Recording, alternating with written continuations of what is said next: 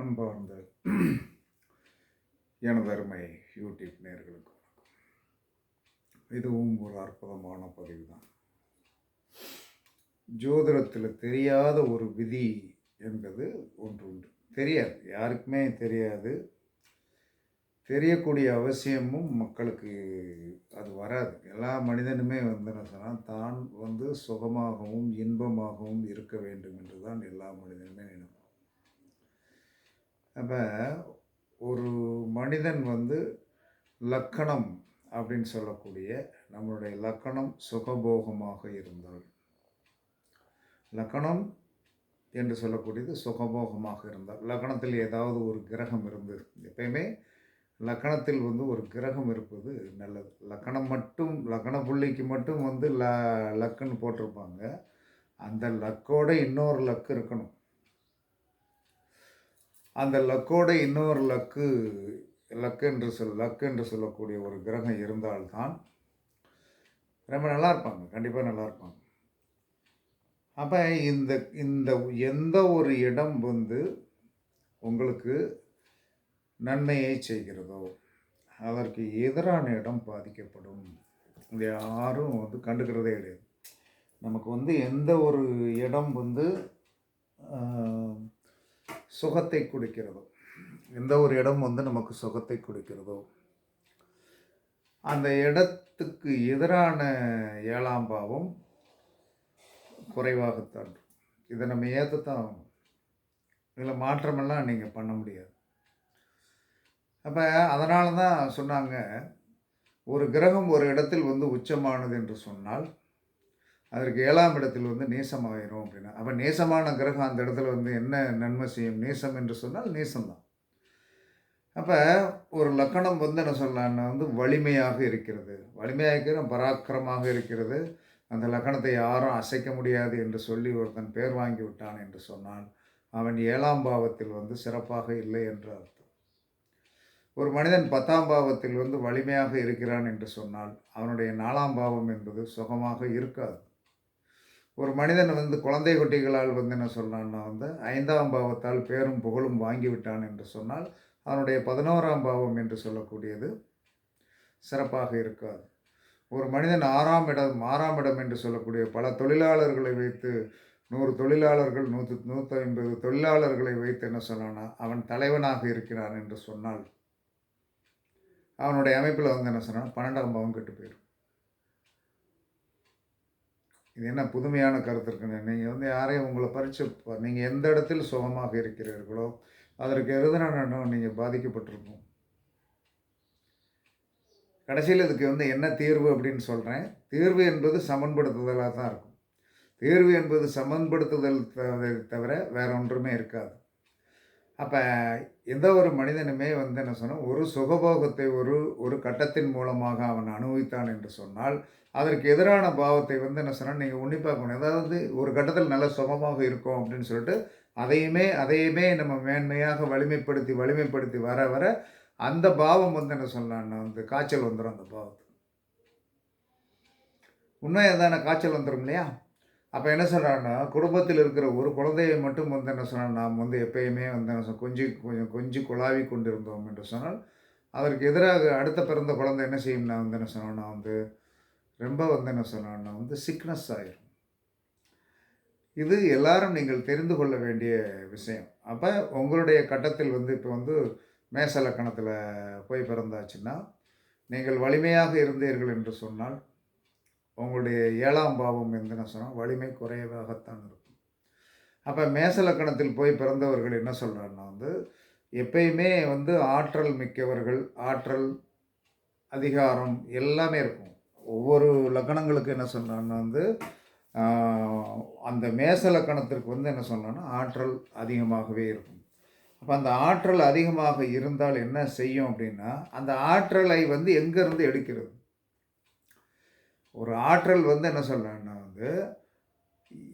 அதிகமாக இருந்ததுன்னா அந்த ஆற்றல் எங்கே இருந்து கிடைக்கிறது என்று சொன்னால் அதற்கு 7ஆம் பாவத்திலிருந்து தான் கிடைக்கும். அப்போ 7ஆம் பாவத்தில் இருந்து என்ன சொல்கிறேன்னா ஒன்றை உறிஞ்சி விட்டோம், அளவுக்கு அதிகமாக உறிஞ்சி நாம் வைத்து கொண்டோம் என்று சொன்னால் 7ஆம் பாவம் கெட்டு போகும். இதை வந்து என்ன சொல்கிறாங்கன்னா எல்லா மனிதரும் புரிந்து கொள்ளணும். அப்போ எந்த ஒரு விஷயத்திலும் வந்து என்ன சொல்கிறான்னா, நாம் வந்து அளவோடு நம்முடைய அதிகாரம், நம்மளுடைய எல்லாமே சார் கிடைச்சிச்சு நான் வந்து அதிகாரம் பண்ணினேன் அப்படின்னு சொல்லுவது எல்லாருக்குமே பொதுவானது. அப்போ 7ஆம் பாவம் 2ஆம் பாவம் வந்து என்ன சொன்னான்னா வந்து வலிமையாக இருக்கிறது, பொருளாதாரம் அன்னன்னைக்கு நன்றாக வருகிறது என்று சொன்னால் 8ஆம் பாவம் என்பது கெட்டுப்போகும். ஏன்னா உங்களுக்கு வந்து அந்த எழுச்சியை கொடுப்பது 8ஆம் பாவம் தான். அந்த 8ஆம் பாவத்தில் இருந்தால் வந்து பொருளாதாரம் சார்ந்த விஷயத்தில் வந்து எல்லாமே வருமானம் வரும், எல்லாமே வரும்.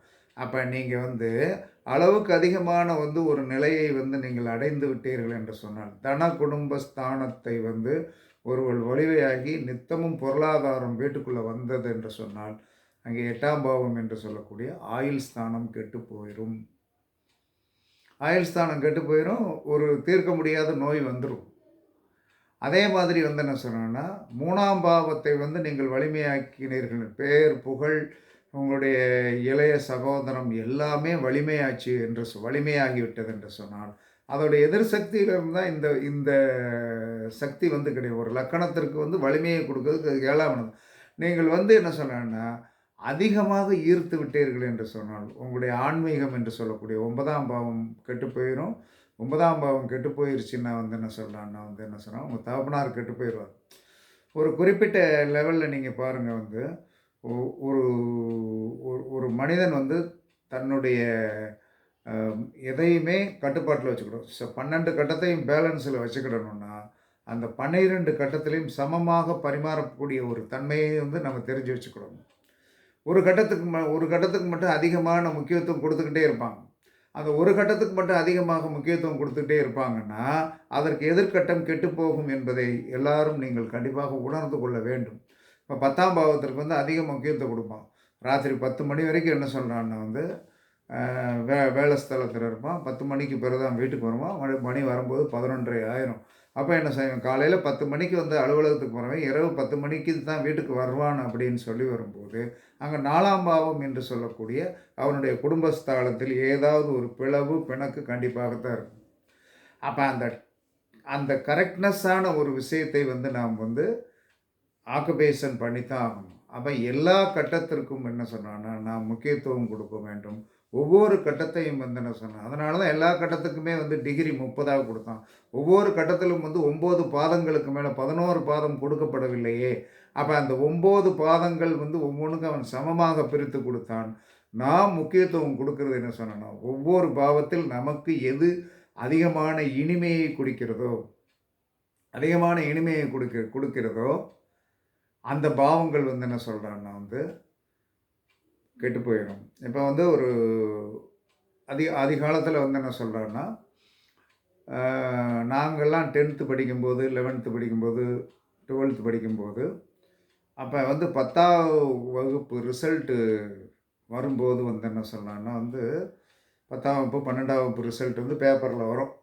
பேப்பர்ல வரும் அப்படிங்கும்போது, அந்த அந்த நாள் என்ன சொன்னான்னா, ஒரு குறிப்பிட்ட குழந்தைகள் வந்து 1, 2, 3 1, 2, 3 எல்லாம் வந்து என்ன சொன்னான்னா வந்து, யாரு இந்த ஊர்ல ஃபர்ஸ்ட்டா, இந்த ஊர்ல செகண்டா, இவங்களா தான் இந்த ஸ்கூல் தான் ஃபர்ஸ்ட்டா அப்படின்னு சொல்லி வந்து அந்த குழந்தைகள் வந்து என்ன சொல்றான்னா வந்து, அ அன்றைய நாளில் அந்த பேப்பர்ல வந்து என்ன சொன்னான்னா, அந்த குழந்தைகளுடைய மறுநாள் பேப்பர்ல படம் வரும்.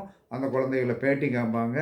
அது யார் யாருக்கு வந்து என்ன சொன்னான்னா, நான் வந்து எனக்கு இந்த மாதிரிலாம் பண்ணி குடுத்தாங்க அப்படின்னு சொல்லிட்டு, ஒரே நாளில் வந்து பிரபலம் அடைந்துவிடும். அந்த குழந்தைகள் பூரா பிரபலம் அடைந்துவிடும். அந்த பிரபலம் அடைந்து விடும்போது, அதற்கடுத்து இன்று வரை வந்து எனக்கு தெரிந்து 25 வருடமாக இந்த பிரபலமானவர்கள் எங்கே இருக்கிறார்கள் என்பதே தெரியாது. பிரபலமானவர் எங்கே இருக்கிறாங்க? எங்க இருக்காங்க? அன்னைக்கு பேப்பர்ல வந்தீங்கல்ல, +2லயும் 10த் ரிசல்ட்லயும் வந்து நீங்க வந்து என்ன சொன்னாங்கன்னா, ஃபர்ஸ்ட்டா வந்தவங்க, அதுக்கடுத்து என்ன சார் செகண்டா வந்தவங்க, இன்னைக்கு நீங்க எங்க இருக்கீங்கங்கிற உங்களுக்கு வந்து விலாசம் இல்லாமல் இருப்பீர்கள். சார் நாங்க படிச்சது தப்பா? நீங்க படிச்சதெல்லாம் தப்பு கிடையாது. உங்களுடைய எய்ம் வந்து என்ன சொல்றாருன்னா வந்து எதுவுமே வந்து அளவோடு இருக்க வேண்டும். அந்த அளவுக்கு மீறி போன அத்தனை நபர்களும் என்ன சொன்னாங்கன்னா, அவங்களுக்கு ஒரு வெறி இருக்கும். அந்த வெறி அந்த வெறித்தனம் தான். அதாவது முதன்மை என்பது ஒரு வெறித்தனம். முதன்மை என்பது ஒரு வெறித்தனம் தான். இன்னைக்கு நீங்கள் வந்து என்ன சொன்ன ஒரு ஒரு சட்டசபை வந்து எலெக்ஷன் நடக்குது. ஒரு முதலமைச்சராக ஒருத்தரை தேர்வு பண்ணும்போது வந்து எவ்வளவு அதுக்குள்ளே குழப்பங்கள் இருக்கும். அதே மாரி ஒருத்தர் வந்துடுவார். அதற்கடுத்து தொடர்ந்து ஒருவர் வர வந்தவர்களை போருடைய லிஸ்டெல்லாம் நீங்கள் பாருங்கள். அவர்களுடைய எதிர்ப்பாளினர் என்று சொல்லக்கூடிய எதிர்பாவகம் தன்னை முன்னிறுத்துதல் என்பது லக்கணம்தான். தன்னை முன்னிறுத்துதல் என்று சொல்லக்கூடிய அந்த லக்கணத்தை முன்னிறுத்தி அந்த 7ஆம் பாவம் என்று சொல்லக்கூடிய துணைவியை அவர்கள் இழந்திருப்பார்கள். இதை யாருமே வந்து நீங்கள் வந்து மறுக்க முடியாது. ஒவ்வொருத்தருடைய நிலைமைகளை பாருங்கள். பீகாரில் வந்து நிதிஷ்குமார்னு ஒருத்தர் அவர் எப்படி இருந்தாலும் எப்படி இருந்தாலும் இங்கிட்டு போய் அங்கிட்டு சீஃப் மினிஸ்டர் ஆகிடுவார், அங்கிட்டு போய் சீஃப் மினிஸ்டர் ஆகிடுவார். கடைசியில் அவருக்கு இன்று வரை என்ன சொல்லணும், மனைவி கிடையாது. வீட்டுக்கு போனால் ஒரு டீ போட்டு கொடுக்கறதுக்கு ஆள் கிடையாது. அப்போ தனி மனிதனுக்கு தேவை என்பது என்ன? தன்னை வரவேற்பதற்கும் தனக்கு வந்து என்ன சொன்னான்னா வந்து ஒரு சுடுதண்ணி வைத்து கொடுப்பதற்கும் தனக்கு ஓரத்தில் இருந்து வந்து பரிமாறுவதற்கும் மனைவி இல்லாமல் அந்த சுகத்தை இன்று வரை அவர்கள் அனுபவித்து கொண்டு தான் இருக்கிறார்கள். இதை நான் பாமரனாக பேசுகிறேன். என்ன காரணம்னா, ஏன் வந்து உயர்வதற்கு வந்து தயக்கமாக இருக்கிறது என்று சொன்னால், உயர்வு என்பது வந்து என்ன சொன்னால் பொருள்காரகம் சார்ந்தது தான். உயர்வு என்பது என்னது? பப்ளிக்கில் போய் வந்து என்ன சொன்னால் அப்படி கை நீட்டி சொல்லுவார், இவர் தான் சீஃப் மினிஸ்டர், இவர் தான் இந்த வார்டு மெம்பரு, இவர் தான் இன்னார் அப்படின்னு சொல்லிட்டு வந்து ஒரு 100 பேர் வந்து என்ன சொன்னால் நம்மளை வந்து என்ன சொன்னான்னா வந்து புகழ ஆரம்பிக்க உங்களுடைய எந்த பாவம் புகழப்படுகிறதோ அந்த பாவத்திற்கு எதிர்பாவம் என்ன சொல்கிறான்னா நீங்கள் வீழ்த்து விடப்படுவீர்கள். இது ஜோதிட சாஸ்திரத்தில் சொல்லியிருக்கு. அதுக்காக எல்லாரும் வந்து என்ன சொன்னாங்கன்னா அப்படி நீங்கள் இருங்கன்னு நான் சொல்லலை. எனக்கு இன்னைக்கு உணர்த்தியது எனக்கு வந்து உணர்த்துதல் என்று சொல்லக்கூடிய வரும்போது தான் இந்த வீடியோவை போடுது. அப்போ இந்த உணர்த்துதல் என்பது என்ன சொன்னால், பெரிய பெரிய பதவியில் இருக்கிறவங்க இன்றைக்கி நீங்கள் யோசனை பண்ணி பாருங்கள். ஒரு 3 இயர்ஸ் ஒரு ஜாபில் இருக்கிறவங்க 3 இயர்ஸ் தான் அந்த இடத்துல இருக்க முடியும். அந்த 3 இயர்ஸுக்கு அப்புறம் வந்து என்ன சொன்னான்னா வந்து அவங்க வந்து என்ன சொன்னாங்கன்னா வந்து வெளியிடத்திற்கு வந்து கண்டிப்பாக மாற்றப்படக்கூடிய சூழ்நிலையில் இருக்கும்போது நீங்கள் வந்து அவர்களுடைய அடுத்த எய்ம் வந்து என்னவாக இருக்கும்? ஐயோ, குடும்பத்தை விட்டுட்டு போகிறோமே, எந்த ஊரில் போடுறானோ, என்ன பண்ணுறது அப்படின்னு சொல்லிட்டு அந்த 3 வருஷத்தில் அங்கே போய் செட்டில் ஆகும். அவங்களுக்கு பிறந்த குழந்தை என்ன செய்யும்? ஒரு கேள்விக்குறியான விஷயமாகவே இருக்கும். அவர்களுக்கு பின்புலமாக யாராவது ஒருத்தர் வந்து இல்லைன்னா எவ்வளோ கஷ்டம். வேலைக்காரியை வச்சு வளர்க்க வேண்டிய ஒரு சூழ்நிலை வரும். எவ்வளவு பிரச்சனைகள் இருக்கிறது. அப்போ இந்த 3 இயர்ஸ் வந்து என்ன சொன்னாங்கன்னா ஒவ்வொரு இடத்துலையும் நீங்கள் இன்றைக்கி மாவட்ட எஸ்பியிலேருந்து அதற்கடுத்து என்ன சொன்னாங்கன்னா டிஎஸ்பியிலேருந்து இவங்க தான் வந்து என்ன சொன்னால் 3 வருஷத்துக்கு ஒரு தடவை வைத்திருக்க மாட்டார்கள், கண்டிப்பாக தூக்கிடுவாங்க. இவருடைய ஃபேமிலியை பற்றி என்றைக்காவது நீங்கள் வந்து சிந்தனை பண்ணி பார்த்தீங்களா? அவருக்கு ஜபர்தஸ்தான ஒரு டிஎஸ்பின்னா சாதாரண ஒரு போஸ்ட்டு கிடையாது, ஒரு எஸ்பின்னா சாதாரண போஸ்ட்டு கிடையாது. அவ்வளவு அற்புதமான போஸ்ட்டு. ஆனால் அங்கே அவர்களுடைய 7ஆம் பாவம் என்று சொல்லக்கூடியதை அவர்கள் இன்று வரை வெளிச்சத்திற்கு கொண்டு வந்ததே கிடையாது. வெளிச்சத்திற்கு கொண்டு வர முடியாது. என்ன காரணம்னா, மறைத்துத்தான் வைத்திருக்க முடியும். நான் இன்னார் கொண்டாடி அப்படின்னு சொல்லிட்டு எங்கேயாவது என்ன சொன்னேன்னா பேட்டி கொடுத்துருக்காங்களா? இன்றைக்கு வரைக்கும் யாராவது கொடுத்துருக்காங்களா? நான் இன்னார் வந்து என்னுடைய வீட்டுக்காரம்மா இந்த இடத்துல டிஎஸ்பியாக இருக்குது, நான் இந்த இடத்துல வந்து என்ன சொல்கிறேன்னா வந்து இன்னாருடைய ஹஸ்பண்டு அப்படின்னு சொல்லிட்டு வந்து யாராவது பேட்டி கொடுத்துருக்காங்களான்னா கொடுக்க முடியாது. கொடுக்கக்கூடிய நிலைமையில் இருக்க மாட்டார்கள். இதுதான் ஜோதிட உண்மை.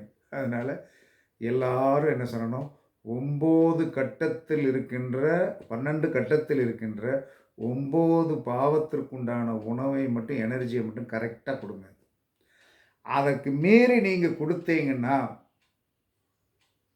கண்டிப்பாக அந்த பாவத்தால் அதற்கு எதிர்பாவத்தால் நீங்கள் ஒரு நஷ்டத்தில் வந்து என்ன சொன்னால் உயரத்தில் உட்கார்ந்திருப்பீர்கள். அந்த உயரத்தில் உட்கார்ந்திருந்த அந்த எந்த பாவத்தை வலிமைப்படுத்தி இருக்கிறீர்களோ அந்த பாவத்தை நீங்கள் உற்று நோக்கும்போது உங்களுடைய கண்ணில் வந்து இரத்த கண்ணீர் தான் வரும். வேறு ஒன்றும் வராது. அதனால் எப்பயுமே 12 கட்டங்களை வந்து அளவாக பயன்படுத்துங்கள். அளவுக்கு மீறி பயன்படுத்தி விடாதீர்கள். ஏன்னா இதுதான் வாழ்க்கையின் கர்மா அப்படின்னு ஜோதிடம் சொல்கிறது, நான் சொல்லலை. எல்லாரும் ஒவ்வொருத்தரும் என்ன சொன்னான்னா, எதில் வலிமையாக இருக்கும், உங்களை அசைக்க முடியாத ஒரு வலிமையில் வந்து நீங்கள் இருந்தீங்கன்னா, அசைக்க முடியாத ஒரு வலிமையில் வந்து நீங்கள் இருந்தீங்கன்னா, அதற்கு எதிர்பாவத்திலிருந்து அந்த எனர்ஜி வரணும். அந்த எதிர்பாவத்திலிருந்து வர்ற எனர்ஜியை நீங்கள் உறிஞ்சி உறிஞ்சி உறிஞ்சி உறிஞ்சி வந்து உங்களை சேர்த்துக்கிட்டு உங்களுக்கு வந்து என்ன வலிமையை ஏற்றுக்கிட்டீங்க. அப்போ அங்கே வந்து என்ன சொன்னேன்னா, அதற்கு இன்புட் கொடுப்பது யார்? நீங்கள் வந்து என்ன சொன்னேன்னா வந்து உங்கள் அப்பாட்ட வந்து பணம் வாங்கிட்டு போயிட்டே இருக்கீங்க. நீங்கள் அதை பற்றி சிந்தனை பண்ண போகிறதே இல்லை, சிந்தனை பண்ணவே இல்லை. அப்போ அவங்க அப்பாட்ட பணம் வாங்கி வைங்க. அவங்க அப்பா என்ன செய்வார்னா, இவ்வளோ சோர்வாக தான் இருப்பார். என்ன காரணம்? இவ்வளோ கடன் இருக்குடா, பிள்ளை கேட்கும்போது என்னடா செய்ய முடியும் அப்படின்னு சொல்லி ஒரு கடனாளியாகத்தான் இருப்பார். தாயிடம் வந்து என்ன சொல்லணும்னா, நீங்கள் தோசை சுட்டு போட்டுக்கிட்டு இருக்க சொல்லிகிட்டே இருக்கீங்க. சூடாக சுட்டு போட்டுக்கிட்டு இருக்கேன்னு சொன்னோன்னா, உங்களுக்கு அந்த சுட்டு சாப்பிடுகின்ற ஆசை தான் இருக்கும். ஆனால் தாயாருக்கு கடைசியில் எத்தனை தோசை இருக்கிறது என்பதை வந்து அந்த அம்மா சொல்லாமல் வந்து என்ன செய்யும், சரி பையன் சாப்பிடும்போது கிராமத்தில் சொல்லுவாங்க, வயசு பையன் சாப்பிடட்டும், நம்ம வந்து 1ஓ 2ஓ இருந்தால் போதும் சாப்பிட்டுக்கிடுவோம் அப்படின்னு சொல்லக்கூடிய ஒரு நலிவான தன்மை தான் இருக்கும். இதுதான் உண்மை. அதனால் எல்லோரும் 1ஆம் பாவமானாலும் அளவோடு வந்து நம்மளுடைய இது இருக்கு இல்லையா, நம்மளுடைய வலிமையை அளவோடு வைத்துக் கொள்ளுங்கள். 2ஆம் பாவத்தில் இருக்கிற தன குடும்பத்தை வந்து அளவோடு 3ஆம் பாவம் எல்லா பாவத்திற்குமே நீங்கள் ஒரு அளவீடு வைத்து கொள்ள வேண்டும். அந்த அளவீட்டுக்கு மீறி நீங்கள் போயிருந்தீங்க. இப்போ இந்த வர்க்க சக்கரம் போடுவாங்க. இந்த வர்க்க சக்கரத்தில் ஒரு கட்டத்தில் வந்து என்ன சொல்கிறாங்கன்னா வந்து, நீங்கள் வர்க்க சக்கரத்தெல்லாம் இப்போ எல்லாம் யார் எங்கே போட்டுக்கிட்டு இருக்கா? அப்போ அந்த வர்க்க சக்கரத்தில் எடுத்து பார்த்தீங்கன்னா, அந்த வர்க்க சக்கரத்தில் வந்து என்ன சொன்னான்னா, கூடுதல் குறைச்சல் இருக்கும். கூடின கட்டத்தில் நல்லா இருக்கும். குறைஞ்ச கட்டத்தில் இருந்து என்ன சொல்கிறான்னா வந்து, அதில் வந்து மைனஸ் இருக்கும். அப்போ அதை எப்படி சமன்படுத்துறது? அப்போ நீங்கள் அதில் நல்லா பாருங்கள். ஒரு வர்க்க சக்கரத்தில் வந்து என்ன சொல்கிறான்னா வந்து, உங்களுக்கு வந்து என்ன சொன்னோன்னா, பரல்கள் வந்து என்ன சொல்லணும்னா கம்மியாக இருக்குன்னா, அதற்கு எதிரில் அதிகமான பரல்கள் இருக்கும். நல்லா செக் பண்ணி பாருங்கள். சாஃப்ட்வேர் வச்சுருந்தீங்கன்னா, அஷ்டவர்க்க பரல் வந்து என்ன சொன்னால், அஷ்டவர்க்க பரலில் நீங்கள் போட்டு பார்த்தீங்கன்னா, ஒரு கட்டத்தில் வந்து 30க்கு மேலே இருந்ததுன்னா, அதுக்கு எதிராக இருக்கிற கட்டத்தில் வந்து என்ன சொன்னால் குறைவாகத்தான் இருக்கும். அப்போ இது அது எதிர்த்தாப்புல இருக்கிற கட்டம் இங்கேருந்து உறிஞ்சிருச்சு. அப்போ இது வந்து சோர்ந்து தான் கிடக்கும். அப்போ சோர்ந்து தான் கிடக்குன்னா என்ன பண்ணுவீங்க? ஒன்றும் பண்ண முடியாது. அப்போ வந்து என்ன சொன்னான்னா, அதே மாதிரி தான் எந்த ஒன்றையும் வந்து என்ன சொன்னான்னா வந்து அளவாக உங்களுடைய எல்லாத்தையும் வைத்துக் கொள்ளுங்கள். சாப்பிடுவதிலிருந்து, தொழில் பார்ப்பதிலிருந்து, எல்லா கட்டமும் வந்து என்ன சொன்னான்னா இந்த உடம்பிற்குள் தான் இருக்கிறது. தலையிலிருந்து கால் வரை வந்து இந்த உடம்புக்குள்ள தான் இருக்குது. வேறு எங்கேயும் அது வந்து என்ன சொன்னால் வெளி உலகத்தில் இல்லை. அப்போ ஒரு இடத்தில் வந்து என்ன சொல்கிறான்னா வந்து நீங்கள் அதிகப்படுத்தும் போது இன்னொரு இடம் இப்போ காலையில் வாக்கிங் போகிறோம்னா லிமிட்டட் வாக்கிங்ன்னு இருக்குது, அன்லிமிட்டட் வாக்கிங்காக போவோம். சுகர் அதிகமாகிடுச்சு என்ன செய்யறது அப்படின்னு. அப்போ நீங்கள் வருவதற்குள்ளே வந்து உங்கள் வயிறு படுகின்ற பாருங்கள். வயிறு வந்து என்ன பாடுபடும் தெரியுமா? அப்படியே பொச்சான்னு பசிக்கும். அப்போ என்ன சொல்கிறான்னா, நீங்கள் வந்து என்ன சொன்னால் அவ்வளோ தூரம் நடந்தால் உள்ளே இருக்கிற கலோரிஸை பூரா எடுத்துரும். அப்போ கலோரிஸை பூரா எடுத்துரும் அப்படின்னு சொல்லி வரும்போது என்ன செய்வீங்க?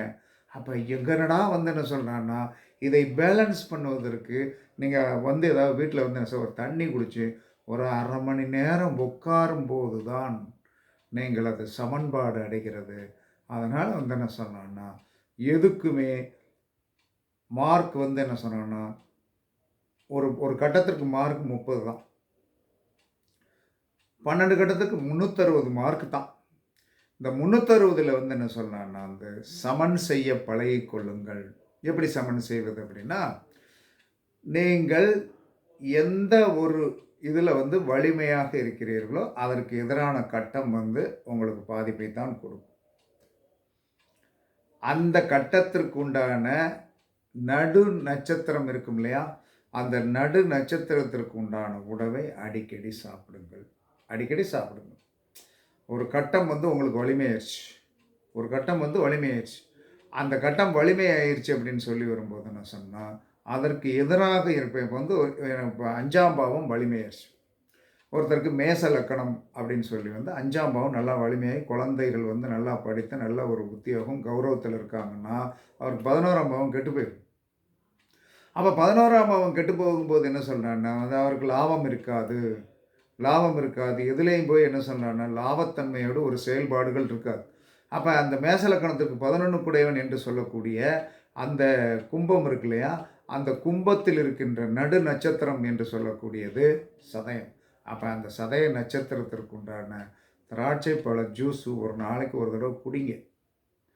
லக்கணம் வலிமையாயிருச்சா, 7ஆம் பாவம் என்று சொல்லக்கூடிய நட்பு பாவம், கணவர் பாவம் கெட்டுத்தான் போயிருக்கும். ஒருத்தர் ரிஷவ லக்கணம்னு வைங்க. ரிஷவ லக்கணத்துக்கு 7 குடையவன் என்று சொல்லக்கூடியவன் யார்? அது கெட்டு போய் தான் கிடக்கும். 7ஆம் லக்கணம் வலுத்துருச்சா? வலுத்து போச்சு. பேர் சொல்ற அளவுல வந்து 4 பேர், 10 பேர் வந்து செலக்ட் அடிச்சான். இல்ல வந்து என்ன சொன்னான்னா வந்து, நீங்க தான் எங்களுடைய காவல் தெய்வம் அப்படின்னு சொல்லி வந்து நம்ம இருக்கின்ற ஒரு நிலைமை வந்துவிட்டது என்று சொன்னால், அந்த பாவம் எந்த பாவம் கெட்டு போகும்னா, அவர்களுக்கு 7ஆம் பாவம் கெட்டு போகும். அந்த 7ஆம் பாவத்த வலிமைப்படுத்துவதற்கு என்ன வழி அப்படின்னா, அந்த 7ஆம் பாவத்தில் இருக்கிற சென்ட்ரல் அனுச நட்சத்திரத்திற்கு உண்டான என்னது? நொங்கு, பதநீர், பிளாக் டீ, கருப்பட்டி காப்பி இத்தனையும் சாப்பிட்டுக்கணும். சாப்பிட அங்க அந்த பேலன்ஸ் என்று சொல்லக்கூடியது சமன்படுத்தப்படும். ஒரு வாழ்க்கை என்பது ஒரு தராசு மாரி தான். அந்த தராசு மாரி அந்த தராசுல வந்து என்ன ஒரு பக்கம் எடைக்கல்லை வந்து தூக்கி வைக்கும்போது, இன்னொரு பக்கம் தூக்கிக்கிடும். இதனால தான் எல்லாரும் பாதிக்கப்பட்டிருக்காங்க. இப்ப யாருக்கு என்ன பிரச்சனைனாலும், அதற்கு எதிர்பாவத்தில தானே தீர்வு இருக்கு அப்படின்னா, ஜோதிட சாஸ்திரமே அதுதானே. ஒரு பாவம் வலுத்தாலும் அந்த எதிர்பாவத்தை வந்து சமன் செய்வதற்கு அதற்குடைய நடுநட்சத்திரம் உங்களுக்கு தோள் கொடுக்க தயாராக இருக்கிறது. ஒரு பாவம் கெட்டு போய்விட்டது. ஒரு மனுஷனுக்கு வந்து என்ன சொன்ன 2ஆம் பாவம் கெட்டு போச்சு அப்படின்னா, 7ஆம் பாவத்தில் இருக்கின்ற நடு நட்சத்திரம் என்று சொல்லக்கூடிய அந்த நட்சத்திரம் பூரா வந்து முழு நட்சத்திரமாக வரும். மேசத்தில் வந்து என்ன சொல்லலாம்னா வந்து பரணி, ரிஷபத்தில் வந்து என்ன சொல்லணும் ரோகிணி, மிதுனத்தில் திருவாதிரை, கடகத்தில் வந்து என்ன சொல்லலாம்னா வந்து பூசம், சிம்மத்தில் வந்து என்ன சொல்லணும் பூரம், அதற்கடுத்து கன்னியில் வந்து என்ன சொல்லலாம்னா வந்து அஸ்தம், துலாத்தில் வந்து சுவாதி, அதற்கடுத்து விருச்சிகத்தில் அனுசம், தனுசில் வந்து என்ன சொல்லணும் பூராடம், மகரத்தில் வந்து என்ன சொல்லணும் திருவோணம், அதற்கடுத்து வந்து என்ன சொல்லலாம்னா வந்து கும்பத்தில் வந்து சதயம், மீனத்தில் வந்து உத்திரட்டாதி. ஏன் இது இந்த நடு நட்சத்திரத்தை வந்து சென்டரில் வந்து என்ன எல்லாமே வந்து வலிமையாக வைத்தான் என்று சொன்னால், இவர்கள் எல்லா மனிதனுக்குமே உடலில் சக்தியை கொடுக்கக்கூடிய பெரிய சக்திகள் இந்த 12 நட்சத்திரங்கள். இந்த 12 நட்சத்திரத்தோடைய ஆதிபத்தியத்தை எடுத்து பாருங்க. ஒரு இதுக்கு வந்து என்ன சொன்னான்னா வந்து துர்க்கை, இன்னொருத்தருக்கு பிரம்மன், இன்னொருத்தருக்கு வந்து இன்னொன்றுக்கு என்ன சொன்னான்னா வந்து ருத்ரன், அதற்கடுத்து என்ன சொன்னான்னா வந்து குரு, அதற்கடுத்து என்ன பூரத்திற்கு வந்து பார்வதி, அஸ்தத்துக்கு வந்து யாருன்னா வந்து என்ன சொல்கிறான்னா வந்து அதிபயங்கரமான ஒரு அற்புதமான சாத்தான், அதற்கடுத்து சுவாதிக்கு வந்து என்ன சொல்கிறான்னா வந்து நரசிம்மர், போராட்டத்திற்கு பாருங்கள் உயிரை கொடுக்கக்கூடிய பூமியை வளமையாக்கக்கூடிய வாருணி, வர்ணன், திருவோண நட்சத்திரத்திற்கு வந்து யார் விஷ்ணு பகவான், சதய நட்சத்திரத்திற்கு வந்து யமன், உத்திரட்டாதி நட்சத்திரத்துக்கு கேட்டதை கொடுக்கக்கூடிய காமதேனு. எப்படி வச்சுருக்கான் பாருங்க. நம்ம முன்னோர்களை மாதிரி பயங்கரமான அறிவாளிகள் யாரும் இல்லை. அவர்களுடைய வழிகளை வந்து நாம் என்ன சொல்கிறோன்னா வந்து நம்முடைய மாடர்ன் ஸ்டைலில் கொண்டு எல்லாத்தையும் இது பண்ணிக்கிட்டு ஒன்றை வலிமையாக்கும் போது இன்னொன்று கெடும் என்று சாஸ்திரம் சொல்கிறது. இதற்கு உதாரணம் மேசத்தில் சூரியன் உச்சம், அதற்கு 7ஆம் பாவத்தில் அவர் நீசம், கடகத்தில் குரு உச்சம், 10ஆம் பாவத்துமாகிய மகரத்தில் வந்து அவர் நீசம், செவ்வாய் வந்து என்ன சொன்னான்னா வந்து மகரத்தில் உச்சம், கடகத்தில் நீசம், சந்திரன் வந்து என்ன சொன்னான்னா ரிஷபத்தில் உச்சம், விருச்சிகத்தில் நீசம். ஓகேவா? அதற்கடுத்து என்ன சொன்னான்னா புதன் வந்து என்ன சொன்னான்னா கன்னியில் வந்து என்ன சொன்னான்னா மூலத்திரிகோணம், ஆனால் மீனத்தில் வந்து நீசம். சுக்கிரன் வந்து என்ன சொன்னான்னா வந்து மீனத்தில் உச்சம், கன்னியில் நீசம். ஏன் ஒரு உச்சமான கிரகம் அது எதிர்பாலினத்தில் வந்து ஏன் நீசமானது என்பதை நாம் இன்று வரை சிந்தித்து பார்க்கவே இல்லை. இப்போனாலும் சிந்தித்து பார்த்து உங்களுக்கு எந்த கட்டத்தில் குறை இருக்கிறதோ, இதெல்லாம் வந்து கடவுள் கொடுத்த வந்து ஒரு வரம் தான். எந்த கட்டத்தில் குறை இருக்கிறதோ அதற்கு எதிர் பாயிண்டில் இருக்கிற நடுக்கட்டத்திற்கு உண்டான உணவை தினமும் சாப்பிடுங்கள். உங்களுக்கு பொருளாதாரத்து 2ஆம் பாவத்தில வந்து பொருளாதாரத்தில வந்து போராடுறீங்க ஐயா அப்படின்னீங்கன்னா, 8ஆம் பாவத்தில் இருக்கின்ற நடு நட்சத்திரத்திற்கு உண்டான உணவை பொருளாதாரத்திற்கு மட்டும் என்ன சொன்னான்னா, அந்த காலையில 6 மணிலேருந்து சாயந்தரம் 6 மணிக்குள்ள அந்த உணவை சாப்பிட்றணும். இரவு சாப்பிடக்கூடாது. ஏன்னா வந்து 8ஆம் பாவத்தில் இருக்கிற உணவு வந்து ஒரு விதத்தில் ஆபத்தானது. ஓகேவா? அப்ப அந்த நம்ம பகல் வேலை சார்ந்த விஷயத்தில் இருக்கும்போது சாப்பிடும்போது அது ஒன்றும் செய்யாது. அதே மாதிரி யார் யாருக்கு எந்த பாவங்கள் கெட்டுப் போயிருக்கிறதோ, அதற்கு 7ஆம் பாவத்தில் இருக்கின்ற நடுநட்சத்திர உணவை சாப்பிடுங்க. யாருக்கு ஒரு பாவம் உச்சமாகி அதற்கு 7ஆம் பாவம் போயிருக்கிறதோ, அந்த கெட்டுப்போன பாவத்தில் இருக்கிற உணவை வந்து நீங்கள் சாப்பிடும்போது, உங்களுக்கு இந்த ட்ரிப் ஏத்துவாங்களே, படக்குன்னு ட்ரிப்ப போட்டு 2 பாட்டில் ஏத்துனோனே வந்து உடல் சரியா போயிரும். இதுதான் ஜோதிடத்தின் வித்தையின் விதி. எல்லாரும் பயன்படுத்தி பாருங்க. கண்டிப்பாங்க சூப்பரா இருப்பீங்க என்று கூறி, இந்த மாரி ஒரு வீடியோ வந்து நான் இன்னைக்கு வந்து போடுவேன்னு எனக்கு எதிர்பார்க்கவே இல்ல. வந்துச்சு. ஆனா பேசுறது கரெக்ட்டா இருக்கும். கண்டிப்பா நல்லா வந்து நிதானமா படிங்க. கண்டிப்பா சூப்பரா இருப்பீங்க என்று கூறி, உங்களிடமிருந்து விடைபெறுவது சிப்பிப்பாறை ஜோதிடர் சாதி ராகவன் ஜெய பாலாஜி. சுகமே சொல்க, சுகமே சொல்க. வாழ்க வளமுடன், வாழ்க வளமுடன். வணக்கம், வணக்கம், வணக்கம், வணக்கம்.